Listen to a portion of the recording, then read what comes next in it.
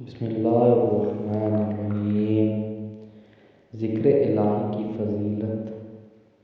سیدنا ابو موسیٰ اشعری رضی اللہ تعالیٰ عنہ نے کہا کہ نبی کریم صلی اللہ علیہ وآلہ وسلم نے فرمایا، جو شخص اللہ کا ذکر کرے اور جو ذکر نہ کرے،